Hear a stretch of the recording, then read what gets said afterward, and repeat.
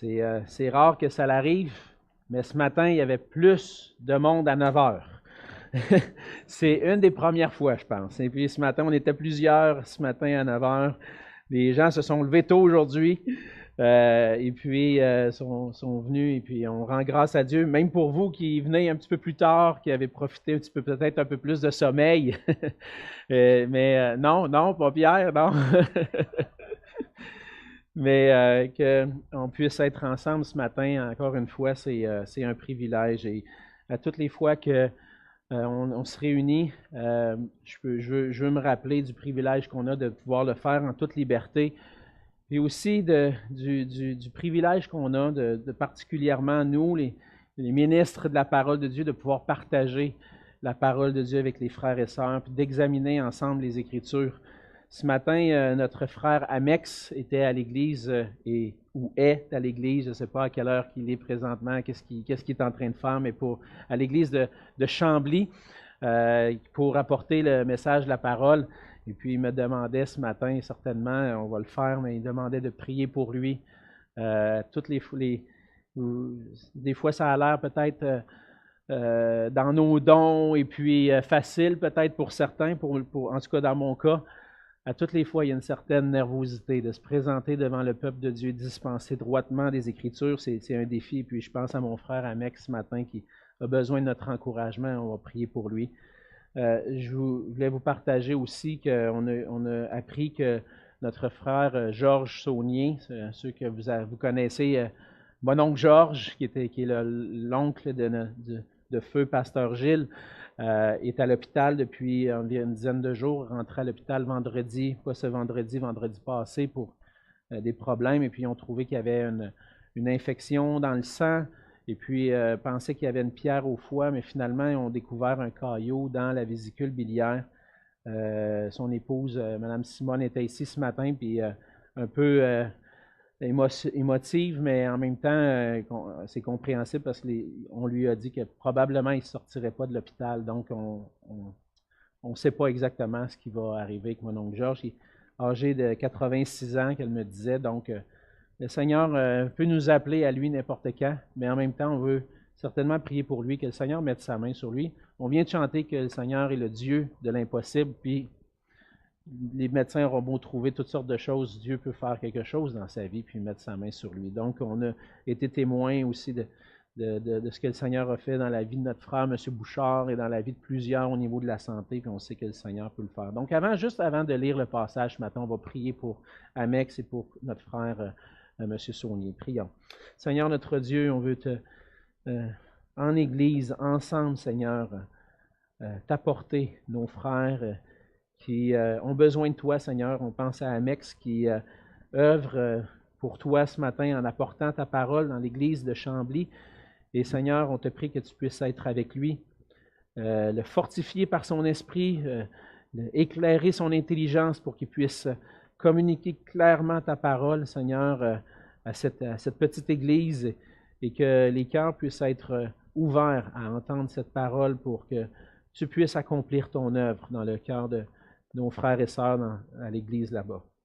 Seigneur, on est totalement dépendant de toi pour ça et on veut te remettre notre frère entre tes mains. On veut aussi te prier pour notre frère Georges Saunier qui souffre avec divers problèmes dans son corps, Seigneur, et qui est hospitalisé. On te prie que tu puisses le garder par ta main et selon ta volonté, Seigneur, que tu puisses le rétablir complètement comme on a la foi, Seigneur, que tu peux le faire, que tu peux renverser des fois les diagnostics peut-être les plus dramatiques, Seigneur, parce que tu es le Dieu de l'impossible et tu es le Dieu fidèle en qui on peut s'appuyer. On te prie pour lui, pour que tu puisses le fortifier dans son corps, dans son âme, alors qu'il est à l'hôpital. Et on te prie aussi pour son épouse, Mme Simone, que tu puisses la consoler, Seigneur, de tout ce qui peut arriver, les inquiétudes que tout ça peut provoquer.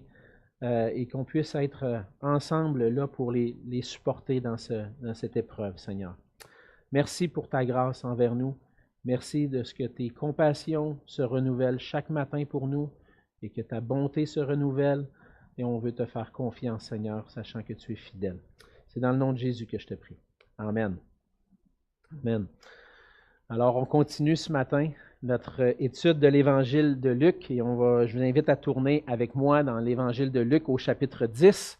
Si vous avez vos Bibles avec vous, vous pouvez suivre dans vos Bibles la lecture du passage dans Luc 10 et ce matin, on va lire les versets 1 à 16 dans Luc au chapitre 10, les versets 1 à 16.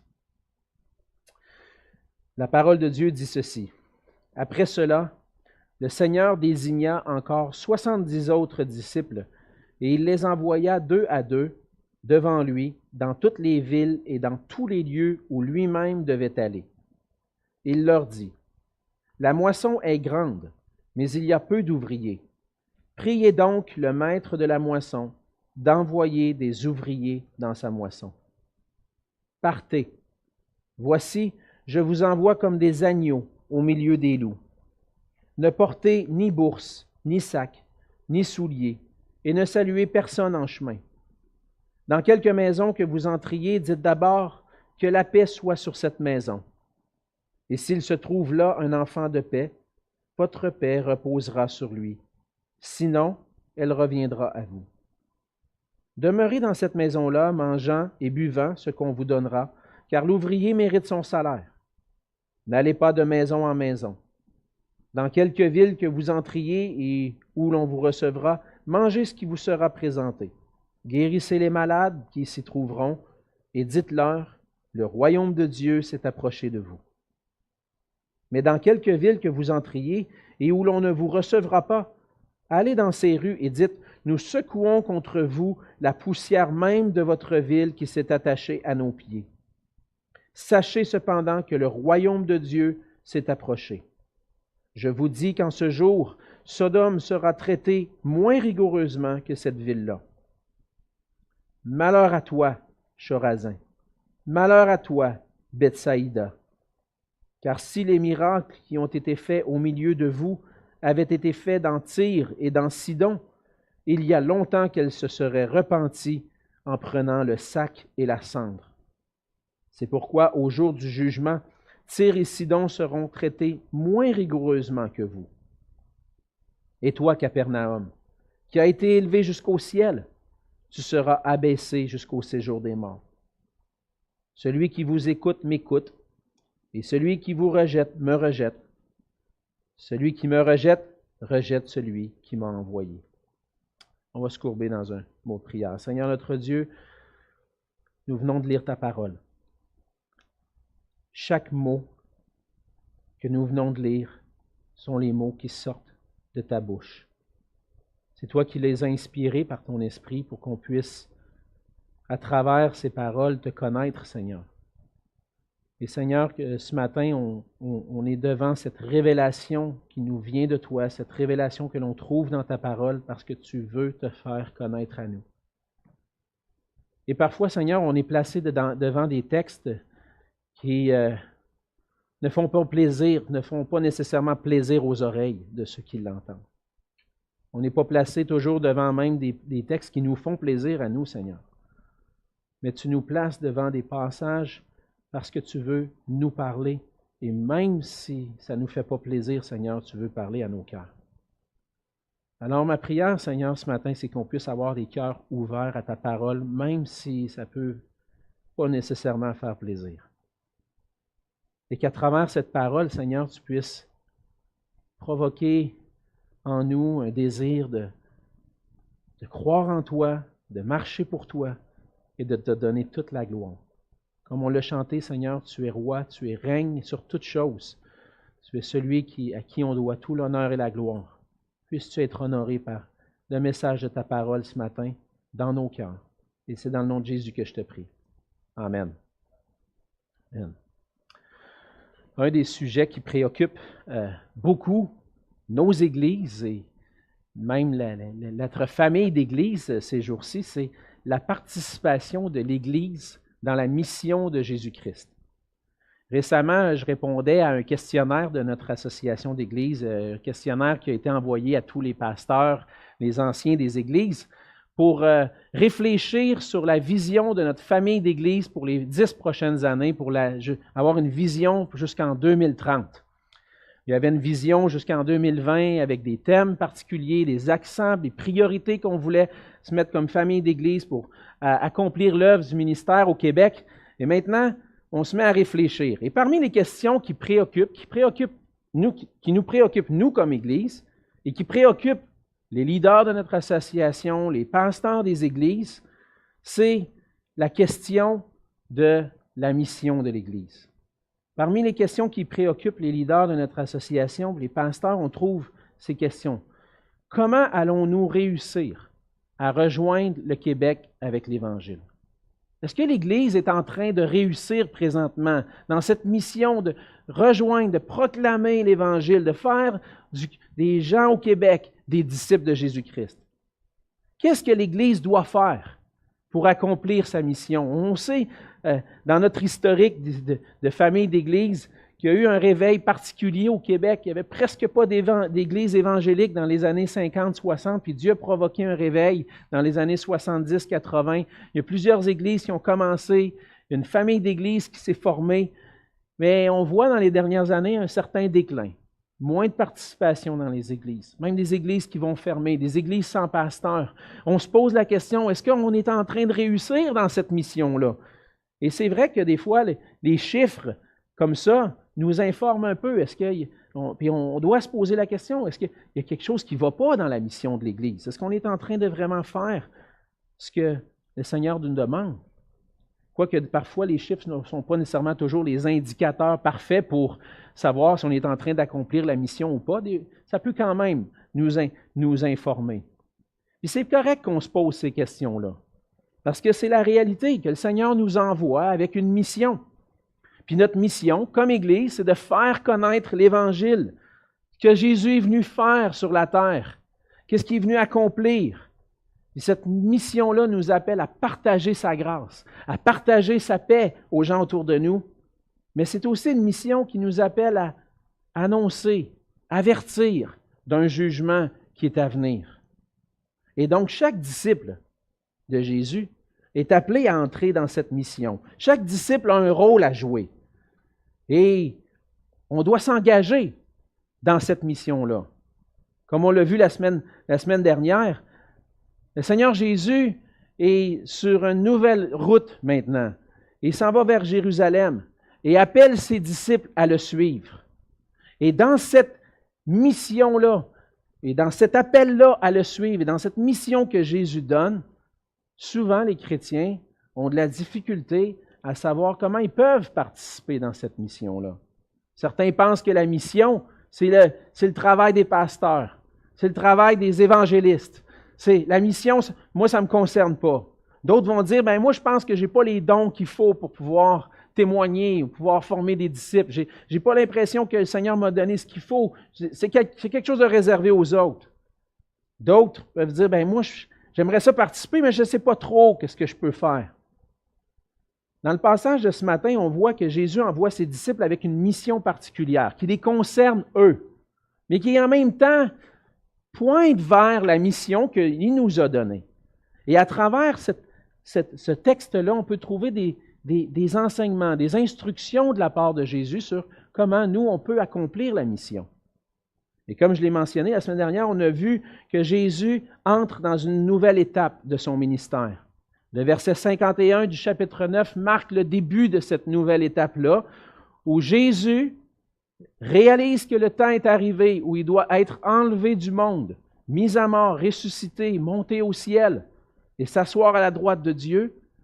Mais pour ça, ça doit commencer par une résolution où il se résolut lui-même à se rendre à Jérusalem pour être mis à mort.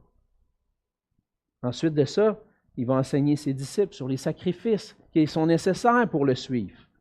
Et ce matin, on voit la mission qu'il donne à 70 de ces disciples-là qui ont accepté de le suivre. Et en les envoyant, le Seigneur veut préparer son chemin. Préparer le chemin vers Jérusalem, préparer le chemin vers les villes qu'il va visiter. Et les disciples sont appelés à préparer ce chemin-là. Et en les envoyant, Jésus leur donne des instructions et il va donner aussi, prononcer un jugement sur ceux qui vont le rejeter. Et donc, à travers le message, à travers cette partie de l'Évangile de Luc ce matin, on va voir ensemble que Jésus est le roi qui envoie ses disciples pour annoncer son Évangile et faire connaître la nécessité de le recevoir pour être sauvé du jugement. Dans la première partie du passage, dans les versets 1 à 12, c'est vraiment là où le Seigneur envoie ses disciples pour annoncer la bonne nouvelle du royaume de Dieu. On voit que Jésus est ce roi qui appelle des disciples et qui les envoie. Jésus envoie des disciples particulièrement avec une mission particulière à eux. On n'est pas encore à l'étape de la mission que le Seigneur donne à ses disciples après qu'ils soient morts et ressuscités et montés au ciel. On est avant que tout ça se passe. Et Jésus envoie 70, et dans certains passages, ça va dire 72. Et comme je vous ai un peu mentionné la semaine dernière, des fois, il y a des variantes textuelles et les érudits essaient de savoir c'est quoi qui est l'original. Est-ce que c'est 70, 72? C'est assez difficile à déterminer, mais au moins, on a à peu près un nombre. Et puis, ces variantes textuelles-là ne changent rien à la doctrine qu'on enseigne, mais ça existe. Et les 70, Jésus en envoie 70, qui vont continuer et qui vont aller dans une mission que les disciples eux-mêmes, les apôtres en particulier, les 12 sont déjà allés. On a déjà vu dans Luc, au début du chapitre 9 de Luc, que le Seigneur avait envoyé ses apôtres, les 12, pour accomplir une mission, pour aller partager le royaume de Dieu. Maintenant, il en désigne 70 autres, ou 72 autres, pour les envoyer deux par deux, et particulièrement avec une mission précise. Qu'est-ce qu'ils vont faire, les disciples? Ils vont aller devant lui, dans une ville. Jésus prévoit un parcours. Il part de la Galilée, il s'en va à Jérusalem en passant par la Samarie, et puis il s'en va ville à ville, de village en village, et va se rendre jusqu'à Jérusalem. Mais toutes les villes qu'il va visiter, les lieux qu'il va visiter, il veut préparer sa venue. Et il envoie les disciples pour préparer. Alors les disciples sont dans le voyage avec Jésus, mais le précèdent un peu comme ce que Jean-Baptiste a fait comme ministère. Jean-Baptiste est venu avant Jésus pour préparer le chemin du Seigneur, préparer la venue de Jésus. Et les disciples sont envoyés pour préparer cette venue-là. Nous, dans notre mission, on n'est pas en train de préparer la venue de Jésus, on est en train d'annoncer qu'il est déjà venu.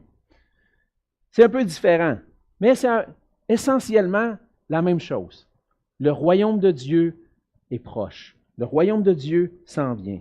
Le message des disciples, c'est celui-ci.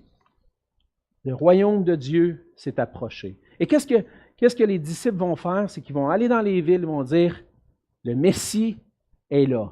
Le Messie est présent. Et il va venir vous rencontrer. Êtes-vous prêts à le recevoir? Et puis, on va voir qu'à certains endroits, plusieurs de ces endroits-là ne seront pas prêts à le recevoir. Mais on peut faire un parallèle avec la mission que le Seigneur nous appelle à faire. Le Seigneur Jésus nous appelle, nous comme disciples, à annoncer le salut qu'il est venu accomplir. À dire aux gens que Jésus est venu et qu'il a accompli tout ce qui était nécessaire pour qu'on puisse être sauvés et réconciliés avec Dieu. Alors que les disciples, eux, préparent la venue de Jésus vers ce qu'il va accomplir, nous, on dit, voici ce que Jésus a accompli. Et ce qu'on veut communiquer, c'est qu'on est présentement dans un temps de grâce. Et on va même dire, parfois, il y a une expression qui dit, on est rendu dans l'an de grâce 2021. Parce que Dieu fait grâce. On est dans une période où Dieu est en train de faire grâce. Le jugement n'est pas encore arrivé. Et il est encore temps de goûter la paix que Dieu veut proclamer. Et on l'a vu la semaine passée, dans la fin de l'Évangile de Luc, puis au début du livre des Actes, que l'Église est maintenant là pour proclamer cette grâce, le pardon des péchés et la repentance par la force de l'Esprit de Dieu. Et pourquoi on est encore sur la terre? Pourquoi Jésus n'est pas encore revenu? Parce que Jésus veut faire grâce encore à notre monde. Dans Jean au chapitre 10, les versets 10 et le verset 14 et 16, Jésus va dire « Je suis le bon berger. Le bon berger donne sa vie pour ses brebis. Je connais mes brebis et elles me connaissent, comme le Père me connaît et comme je connais le Père. et je donne ma vie pour mes brebis. Et là, il va dire, j'ai encore d'autres brebis qui ne sont pas de cette bergerie. Celles-là, il faut que je les amène. Elles entendront ma voix. Il y aura un seul troupeau, un seul berger. Le Père m'aime parce que je donne ma vie afin de la reprendre. Jésus est le bon berger qui vient pour donner sa vie, qui vient pour rassembler son peuple, rassembler ses brebis. Et si on est encore sur la terre puis que Jésus n'est pas venu nous chercher encore, c'est parce qu'il y en a d'autres. Il y en a d'autres brebis à aller chercher. Et puis, ce n'est pas écrit sur leur front. Brebis de Jésus. Hein? Nous, on part, puis on s'en va annoncer l'Évangile, puis on essaie de chercher c'est qui les brebis de Jésus. Ce n'est pas écrit sur leur front. Alors, qu'est-ce qu'on doit faire? On doit les appeler. Comme le Seigneur veut. Il veut que l'Évangile soit proclamé dans toutes les nations pour que les gens entendent, pour que les brebis entendent sa voix, puis viennent à lui. Le Seigneur est le bon berger. Il fait grâce.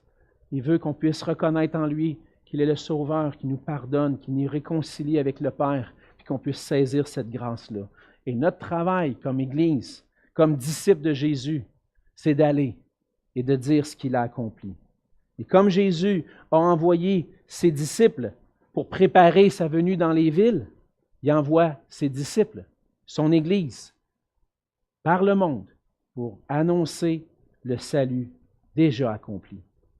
Et donc, de la mission que Jésus donne à ses disciples, on peut apprendre de la mission que Jésus confie à son Église. Et on va voir dans la suite du passage, que, entre autres dans les versets 2 à 12, que pour accomplir la mission, les disciples doivent dépendre du Seigneur. Et que nous aussi, on doit dépendre du Seigneur dans la mission. Dans la mission, on dépend du Seigneur pour plusieurs choses. Et on voit dans le verset 2 que Jésus va déclarer « La mission est grande, mais il y a peu d'ouvriers. Priez donc le maître de la moisson d'envoyer des ouvriers dans sa moisson. » Dans la mission que le Seigneur nous a confiée, on a besoin de dépendre du Seigneur dans la prière. La prière, c'est une expression de notre dépendance envers Dieu. Quand je pars puis je m'en vais faire l'œuvre de Dieu puis que je n'ai pas pris le temps de prier avant, c'est comme si j'y allais par mes propres forces. Est-ce que je prends le temps lorsque je pars au travail puis j'ai à cœur que des collègues de travail puissent entendre l'Évangile, est-ce que je prends le temps de m'arrêter et prier? Mais on a besoin de prier particulièrement pour une chose précise, que le maître de la moisson envoie des ouvriers dans sa moisson. Dans un autre passage, Jésus va parler que les champs blanchissent. Et puis, lorsqu'on était en vacances cet été, on se promenait dans les routes du Québec et puis on voyait des champs de maïs, des champs de blé. Puis on voyait déjà vers la fin juillet que le blé commençait à être mûr. Le blé commençait, il est plus vert, il y a encore un peu de vert, mais il commence à être de plus en plus jaune. Et là, on voyait des champs à perte de vue. Et on disait, dans mon esprit, se dire, bon, ben, c'est pas grand-chose à cette heure avec la machinerie, on ramasse ça en 2-3 jours. Mais à cette époque-là, lorsqu'il y avait un champ rempli de blé, il y avait besoin d'ouvriers pour réussir à récolter le blé avant qu'il soit plus bon. Et c'est la même chose avec la mission que le Seigneur nous confie. On ne le sait pas, on ne le voit pas, mais les champs blanchissent. Des fois, on a l'impression que c'est encore vert. Mais le Seigneur dit, les champs sont prêts, puis on a besoin d'ouvriers dans la moisson. On a besoin de premièrement se mettre à genoux, prier. Seigneur, envoie des ouvriers dans sa moisson. Certains frères dans l'association ont pris le verset de Luc 10:2 comme un prétexte pour prier chaque jour à 10h02 pour que le Seigneur envoie des ouvriers dans sa moisson.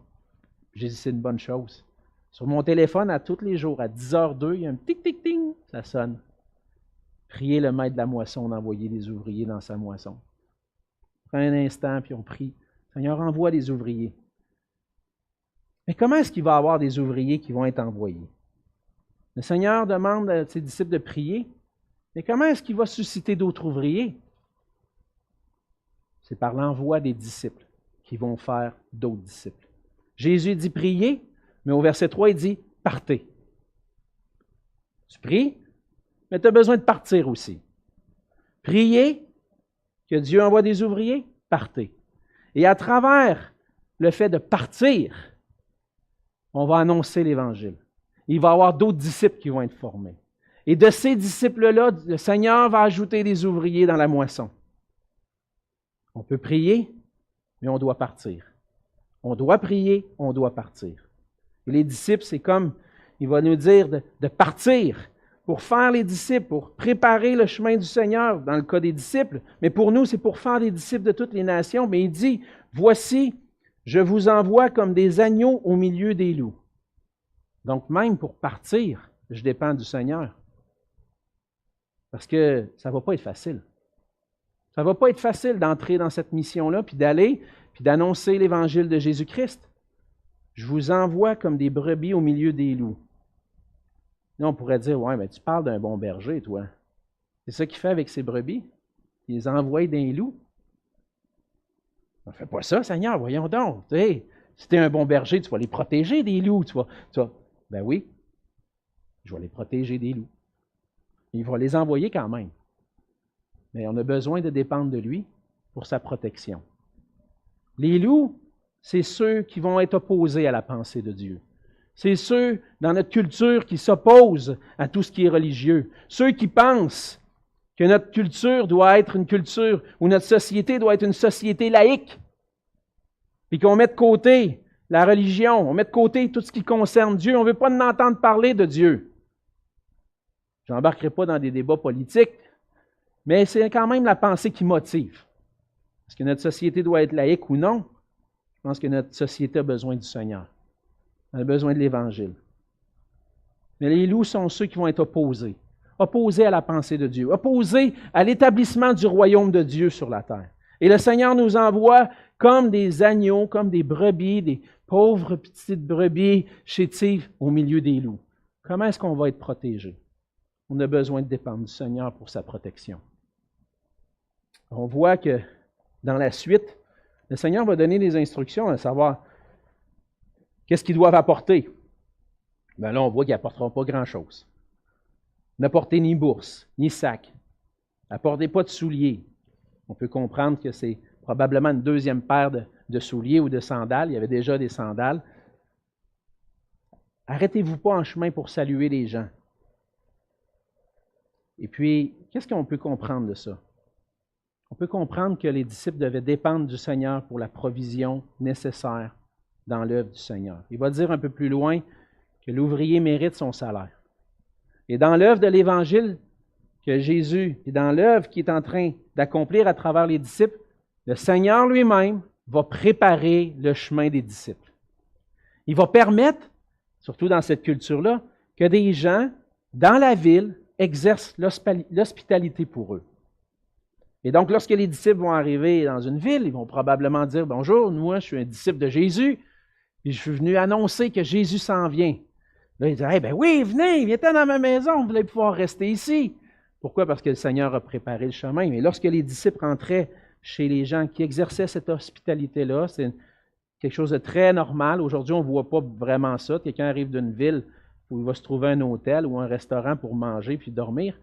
Mais dans cette époque-là, dans la culture d'Israël, il y avait des gens que Dieu avait disposés, des gens de paix pour accueillir les disciples. Et à travers ça, ce qu'on voit, c'est que les disciples devaient dépendre du Seigneur qui allait les devancer.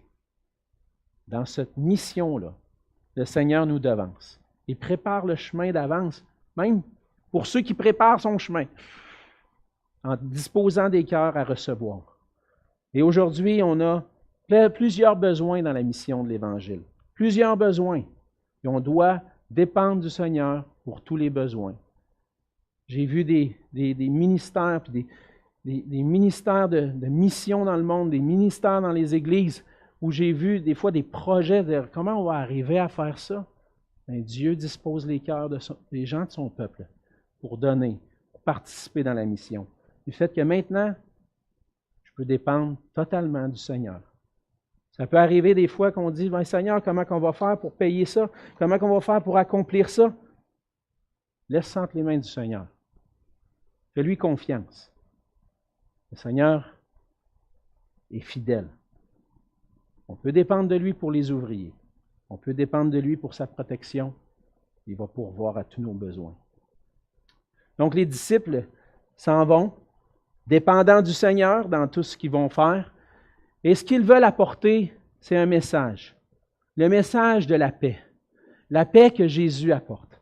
C'est pour ça que lorsqu'ils entrent dans une maison, ils disent que la paix soit sur cette maison. C'était comme une prière, un souhait. Je rentre dans la maison, puis j'espère, je prie pour que la paix soit sur cette maison-là. Puis, le Seigneur Jésus dit, s'il se trouve un enfant de paix, quelqu'un prêt à vous accueillir, la paix que vous avez annoncée va reposer sur lui. En quelque sorte, c'est des gens qui vont entendre, qui vont dire, « Hey, tu es un disciple du Messie, tu es un disciple du Christ. Ah oui, on est prêt à t'accueillir, viens, nous aussi on l'attend, on a hâte qu'il vienne nous rencontrer. » Et à travers ça, on voyait que ces gens-là allaient recevoir Jésus parce qu'ils ont reçu les disciples et c'est pour ça que Jésus apporte la paix. Et dans tous les besoins, encore une fois, les disciples dépendent de la bonté de ces gens-là envers eux. Mais on voit un peu plus loin que les disciples ne vont pas toujours être accueillis, les bras ouverts dans une ville ou dans une maison. Et puis, au verset 6, ce qu'on voit, c'est que si la personne n'est pas un enfant de paix, si la personne n'est pas prête à accueillir les disciples du Seigneur Jésus, la paix va retourner aux disciples. Ça veut dire que la paix ne demeurera pas sur cette maison-là. Et on voit un peu plus loin avec le verset 10 à 12, que lorsque les disciples entrent dans une ville, il dit, « Mais dans quelque ville que vous entriez et où l'on ne vous recevra pas, allez dans ces rues et dites, nous secouons contre vous la poussière même de votre ville qui s'est attachée à nos pieds. Sachez cependant que le royaume de Dieu s'est approché. Je vous dis qu'en ce jour, Sodome sera traité moins rigoureusement que cette ville-là. » Alors, qu'est-ce que le Seigneur est en train de faire? Il annonce la paix. Mais à ceux qui refusent de le recevoir, il annonce un jugement. Ce jugement-là, c'est le jugement de ne pas avoir reçu les disciples du Seigneur. Et même si les gens le rejettent, la réalité est là quand même, et c'est ce que les disciples vont dire. Même s'ils ne vous reçoivent pas, sachez que le royaume de Dieu s'est approché de vous. Alors ce matin, vous entendez le message. Vous entendez le message de l'Évangile. Vous allez entendre le message de l'Évangile ce matin à travers les disciples de Jésus qui sont ici, à travers la proclamation du message de l'Évangile. Le royaume de Dieu s'est approché de vous. Et là, ça nous place devant une question. Qu'est-ce que tu vas faire? Qu'est-ce que tu vas faire? Vas-tu accueillir le message de l'Évangile? Jésus dit, ceux qui reçoivent le message de l'Évangile du royaume vont avoir la paix. Ceux qui rejettent le message de l'Évangile vont recevoir un jugement.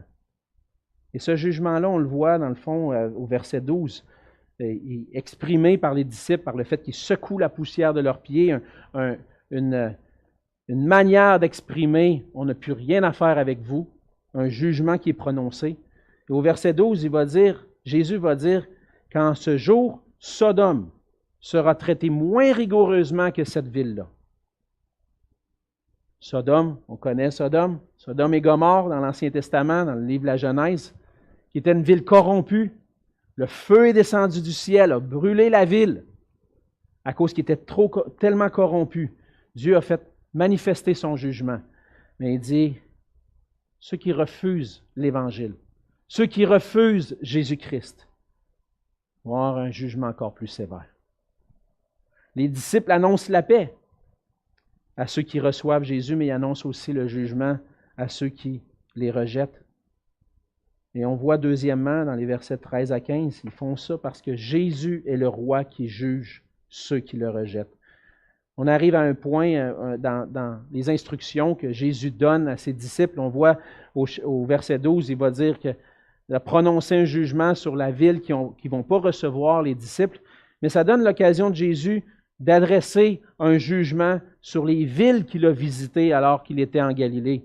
Et on voit qu'il a fait son ministère en Galilée dans les chapitres 4 à 9 de Luc. Et là, il va prononcer au verset 13 jusqu'au verset 15 un malheur, un jugement. Il va dire « Malheur à toi, Chorazin!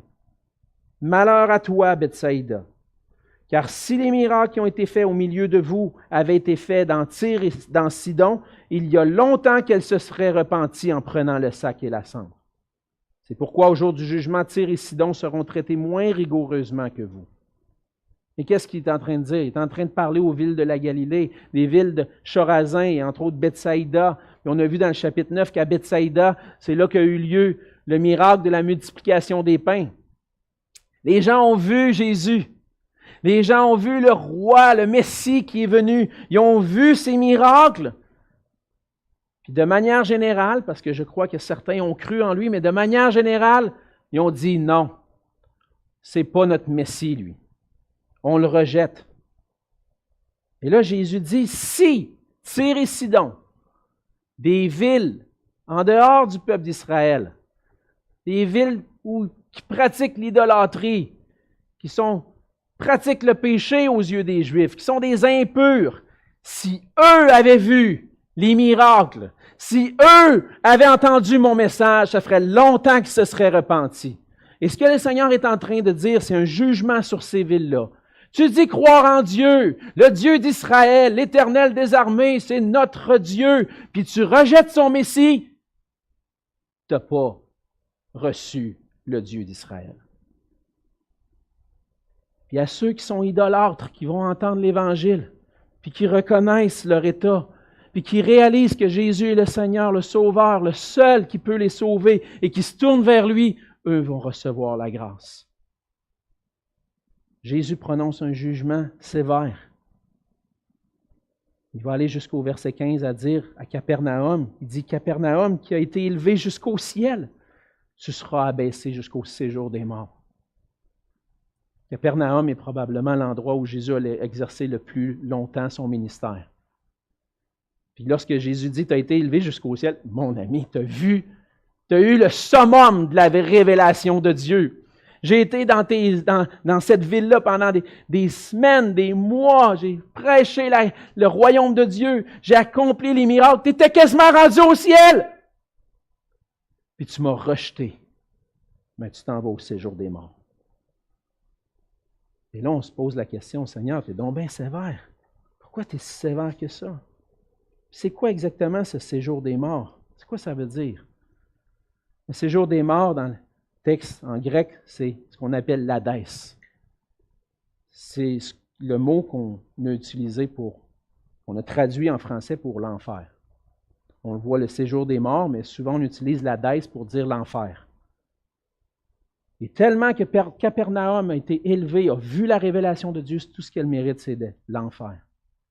L'enfer, c'est le séjour des morts où c'est l'endroit où se trouvent des infidèles. Et on va voir un peu plus loin dans Luc au chapitre 16 qu'il y a un homme riche qui souffre atrocement dans le séjour des morts et puis il voit Lazare dans le sein d'Abraham. Il y a comme une communication entre le Seigneur et celui qui est dans le séjour des morts. C'est un endroit de souffrance et de tourment conscient. Et l'incrédulité à l'égard de Jésus, le fait de rejeter le Fils de Dieu, de rejeter le Messie, attire un jugement sévère. Et le jugement est sévère pour ceux qui rejettent le royaume de Dieu. Et je le sais, là, je suis en train de parler de ça, puis il y a peut-être des gens qui m'entendent aujourd'hui ou qui vont m'entendre par la suite, ils vont dire « Mais de quoi tu parles, toi? On est rendu en 2021 avec tes histoires d'enfer. » La parole de Dieu dit qu'il y a un endroit, un jugement. Il y a une condamnation éternelle pour ceux qui ne reçoivent pas l'Évangile de Jésus-Christ. Et l'idée, c'est pas de faire peur aux gens. Peut-être que tu penses que je veux faire peur au monde pour m'attirer des foules, puis non. J'aurais peut-être des choses plus faciles à dire que ça.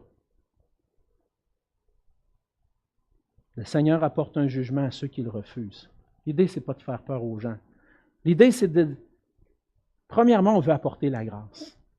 On veut communiquer la paix que le Seigneur apporte. On vous le dit, le Seigneur est venu accomplir tout ce qui était nécessaire pour le salut. Il a reçu lui-même la condamnation à la croix. Il a reçu sur lui tous nos péchés. Il a été puni à notre place. Puis il t'offre maintenant le pardon, la réconciliation, la paix avec Dieu. C'est ce qu'on dit. Mais Mais si tu refuses ce cadeau de Dieu d'être réconcilié avec lui, tu vas périr éternellement. La réalité d'une punition consciente et éternelle pour les incrédules est réelle. Dans le livre de l'Apocalypse, vers la fin, on voit qu'il y aura un jugement final. Il va y avoir un jour où le Seigneur va juger. Qu'est-ce que tu as fait de Jésus? Et dans l'Apocalypse 20, au verset 15, il dit que quiconque ne fut pas trouvé dans le livre de vie fut jeté dans les temps de feu. Tous ceux qui n'auront pas cru, qui n'auront pas reçu Jésus comme Sauveur et Seigneur vont périr éternellement. C'est un jugement sévère. C'est pas plaisant d'en entendre parler, peut-être. Mais c'est le message qu'on doit prévenir. Reçois la paix que le Seigneur t'offre maintenant. Reçois-le. Tu vas être béni. Tu vas fuir le jugement. Et ça fait partie de notre mission en tant qu'Église de dire ces vérités-là. J'ai pour mon dire que plus je vais mettre l'accent sur la dépravation humaine, la laideur du péché, l'atrocité de la condamnation puis de la punition éternelle, va mettre en valeur tout ce que le Seigneur Jésus a fait pour moi. Tout ce qu'il a fait pour que je puisse avoir la vie, le pardon, le bonheur pour l'éternité.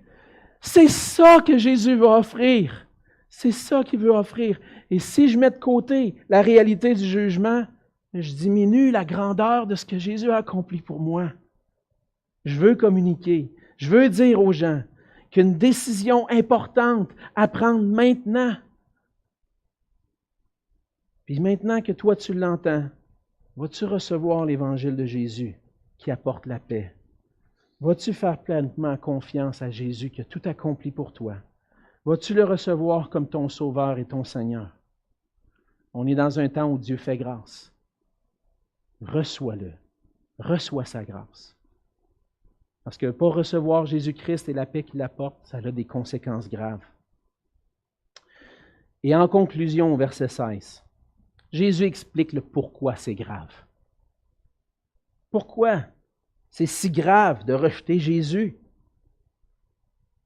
Au verset 16, Jésus dit, « Celui qui vous écoute, m'écoute. Et celui qui vous rejette, me rejette. Et celui qui me rejette, rejette celui qui m'a envoyé. » Rejeter le message de l'Évangile, c'est rejeter à la fois le Fils et le Père. Comme Jésus dit, écouter le message des disciples, c'est écouter Jésus. Si les gens écoutent l'Évangile, si les gens écoutent notre message, ils entendent ce que Jésus dit. S'ils mettent leur foi dans l'Évangile, ils vont être sauvés. Mais lorsque les gens rejettent ce message-là, lorsque les gens rejettent notre message, puis ça va arriver, ça va être difficile, les gens vont nous rejeter, les gens de notre famille, nos amis vont dire « Ah, je veux rien savoir de toi, je veux rien savoir. Ah ouais, t'es passionné, toi. » Puis des fois, ça nous passionne, on aime le Seigneur. Puis les gens disent « Bleh! » On va être rejeté. Mais quand tu es rejeté, c'est Jésus qui rejette. Jésus veut encourager les disciples à travers ça. Vous allez être rejetés, mais en réalité, c'est moi qui rejette. Jésus, parce que Jésus est le Christ, le Fils de Dieu, qui a été envoyé dans le monde, par le Père dans le monde. Ça va plus loin que ça.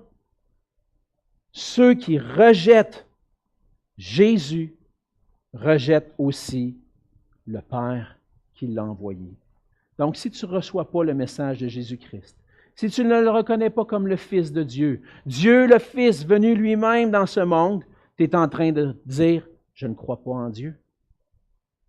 Il y en a plein dans notre société, dans notre monde, qui disent « Moi, je crois en Dieu ». « Ah, toi, tu es chrétien, moi, je suis musulman, mais dans le fond, on croit le même Dieu. Oh, on a juste des prophètes différents. » Non, on ne croit pas le même Dieu. Non.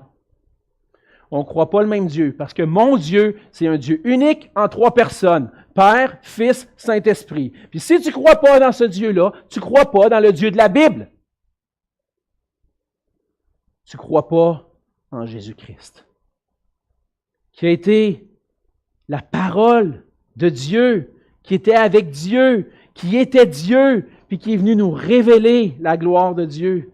Dans Jean 1, versets 1, 14 et 18, nous parle de cette révélation de Jésus comme étant la parole de Dieu, comme étant Dieu lui-même. Ça dit, au commencement était la parole, et la parole était avec Dieu, et la parole était Dieu. La parole a été faite chair. Elle a habité parmi nous, pleine de grâce, de vérité, et nous avons contemplé sa gloire, une gloire comme la gloire du Fils unique venu du Père. Personne n'a jamais vu Dieu. Dieu, le Fils unique, qui est dans le sein du Père, est celui qui l'a fait connaître. Voir Jésus, c'est voir Dieu. Jésus a dit lui-même dans Jean 14 au verset 9, « Celui qui m'a vu a vu le Père. » Tu rejettes Jésus, tu rejettes Dieu. Je pourrais aller un peu plus loin dans Colossiens 1, 15 à 17. Je vais prendre le temps de le lire. Qui nous parle de Jésus, justement, et cette image du Dieu invisible, le premier-né de toute la création. En lui ont été créées toutes les choses qui sont dans les cieux, sur la terre, les visibles, les invisibles, trône, dignité, domination, autorité. Tout a été créé par lui et pour lui. Il est avant toute chose et toute chose subsiste en lui. Rejeter l'Évangile, c'est rejeter Jésus. Et rejeter Jésus, c'est rejeter Dieu lui-même. Parce que Jésus est celui qui nous a fait connaître le Dieu de l'univers, dans le Fils qui a été manifesté. C'est un jugement grave que le Seigneur annonce. Le Seigneur, Jésus, annonce ce jugement-là, il a là tous les droits, parce que Jésus est le roi, qui envoie ses disciples pour annoncer l'Évangile. C'est ce roi qui nous envoie pour qu'on puisse proclamer la grâce aujourd'hui. Puis rejeter Dieu, c'est le rejeter. Et on doit faire connaître la nécessité aux gens de le recevoir pour être sauvés du jugement. Frères et sœurs, le Seigneur nous appelle à faire connaître ce beau message. Ça commence par la prière. On doit prier. On doit se mettre à genoux. Seigneur, envoie des ouvriers dans ta moisson. Puis, Seigneur, fais que je puisse ouvrir la bouche pour toi. Aide-moi à ouvrir la bouche, à faire connaître que le royaume de Dieu est venu, que le royaume de Dieu est là. Êtes-vous prêts à prier pour ça? Prêts à prier que le Seigneur envoie des ouvriers dans sa moisson? Prêts à prier que le Seigneur ouvre une porte pour l'Évangile? Une porte pour que vous puissiez communiquer sa grâce. On a besoin de dépendre du Seigneur. Puis ensuite de ça, on a besoin de partir. Et là, vous dites, ben moi, je ne sais pas trop comment faire ça. Je ne sais pas trop quoi dire. Une des premières choses que tu peux raconter, c'est ce que le Seigneur Jésus a fait pour toi. J'étais un pécheur, perdu dans mes péchés. Puis maintenant, je suis réconcilié avec Dieu. Qu'est-ce qui s'est passé entre les deux? Jésus est venu. Il a tout accompli pour moi à la croix.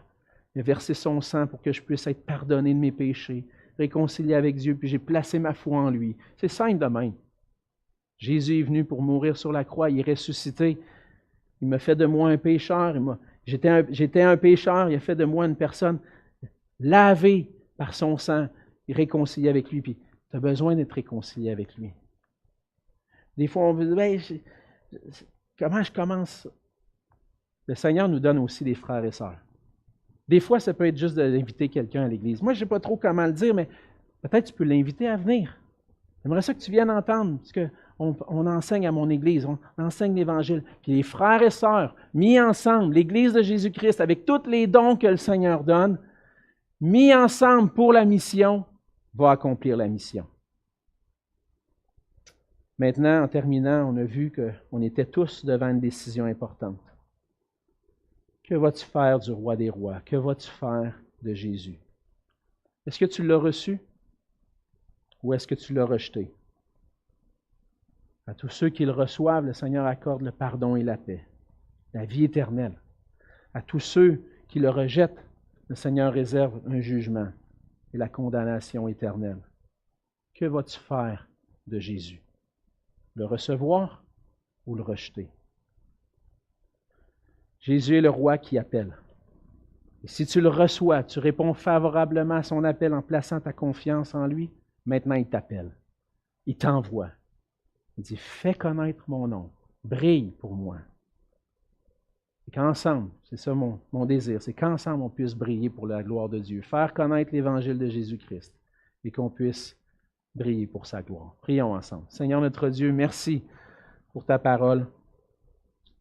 Seigneur, il y a tellement de merveilles dans ta parole. Des fois, on voudrait avoir plus de temps pour en parler, pour communiquer toutes ces merveilles. Mais Seigneur, dans le temps que tu nous as donné ce matin ensemble, on a découvert combien tu étais ce roi qui possède tous les droits. Le droit de faire grâce, le droit de juger. Et Seigneur, tu fais grâce encore aujourd'hui en permettant qu'on puisse proclamer ton évangile. Tu as fait grâce aux villes d'Israël en envoyant des disciples préparer le chemin pour toi. Maintenant, tu veux faire grâce à cette ville, à Saint-Hubert. Le royaume de Dieu s'est approché d'eux. Il y a une église qui brille pour toi ici. Et Seigneur, ma prière, c'est que tu puisses faire de nous des témoins efficaces pour toi. Que tu puisses aussi, dans ta grâce, préparer des cœurs pour recevoir cet évangile. Que tu puisses attirer des gens à toi. Et Seigneur aussi, que tu puisses former des ouvriers qui vont pouvoir aller dans ta moisson. Seigneur, utilise-nous selon nos dons, mais d'une manière qui puisse être efficace pour toi et pour ta gloire. C'est notre désir. En Jésus. Amen.